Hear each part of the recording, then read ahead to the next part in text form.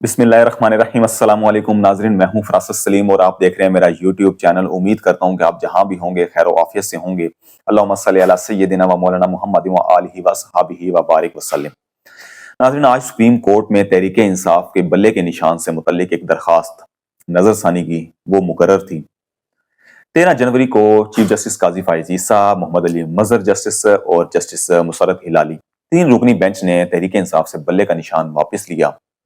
और उसके बाद फिर 6 फरवरी को तहरीक इंसाफ की जानिब से एक नजरसानी दरखास्त दायर की गई। काजी साहब ने फरवरी के महीने में 6 फरवरी को अगर दायर हुई तो 28 फरवरी, 29 फरवरी, मार्च, अप्रैल, मई, जून, जुलाई, अगस्त, सितंबर, अक्टूबर में जाके पिछले हफ्ते समात मुकर्रर की। जब वो समात मुकर्रर हुई समात के लिए तो बैरिस्टर जो उसके एडवोकेट हामिद खान साहब हैं, उन्होंने एक दरखास्त दायर कर दी कि फैमिली मसरूफियत की वजह से मैं पेश नहीं हो सकता, तो समात जो है वो मुलतवी की जाए।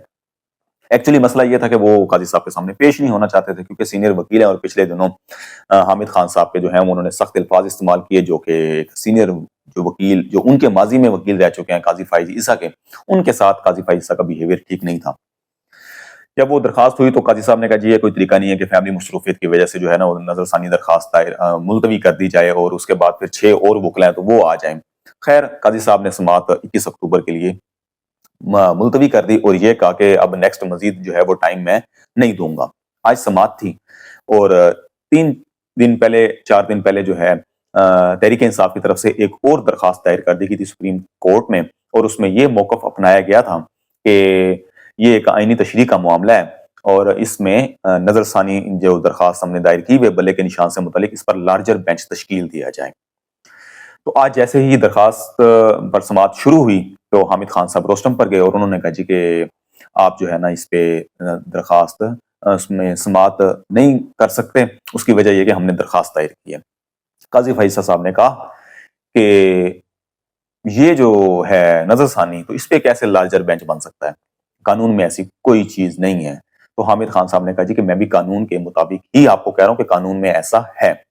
क्योंकि काजी साहब ने तो इसलिए कहा ना क्योंकि वो अक्ले कुल हैं, उन्हें आइन का मुकम्मल पता है और तो कोई हाई कोर्ट या सुप्रीम कोर्ट के जजेस या कानूनदान वो उनके आगे कुछ भी नहीं है, जो काजी साहब समझेंगे वो ही है।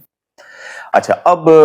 जब उन्होंने कहा जी कि नहीं आप नहीं सुन सकते तो उन्होंने कहा नहीं आप वजह बताएं। उन्होंने कहा जी मैं आपको वजह नहीं बयान कर सकता। हामिद खान साहब ने कहा तो मैं ऐसे अल्फाज इस्तेमाल नहीं कर सकता जो मैं आपको कहना चाहता हूँ। तो काजी साहब ने कहा नहीं नहीं आप हमें कह दें, आप टीवी चैनल पर जाके या बाहर जाके ना कहें, आप हमारे मुंह पर कहें,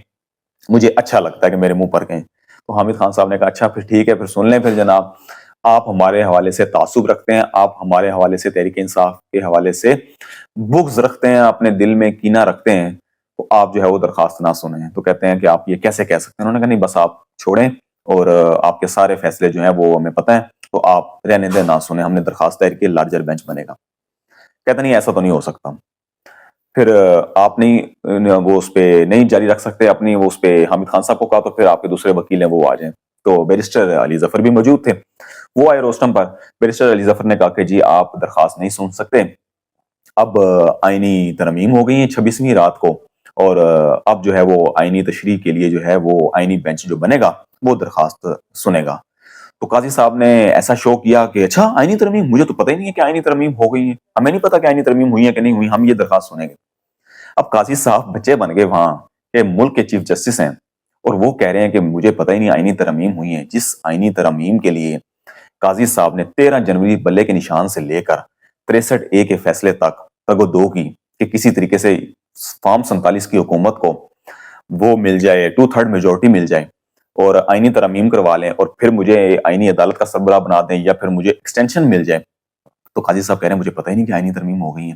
कि रात के वक्त पूरी दुनिया ने वीडियोस देखी कि किस तरीके से लोगों को अगवा करके, अगवाशुदा लोगों को बैक डोर से जो है वो काले शीशे वाली गाड़ियों में लाया गया और रिसीव किसने किया, सिक्योरिटी ने, सिक्योरिटी गार्ड्स ने वो लेकर गए। तो काजी साहब कहते हैं कि मुझे पता ही नहीं है। यहाँ पाकिस्तान के अंदर खोता रेडी वाले को भी पता है कि यार आईनी तरमीम रात को हुई है, क्योंकि पूरी रात जो है ना वो असम्बली इजलास होता रहा है। मैं सुबह ही आपको मिसाल दे देता हूँ, मैं सुबह नाश्ते के लिए निकला बाहर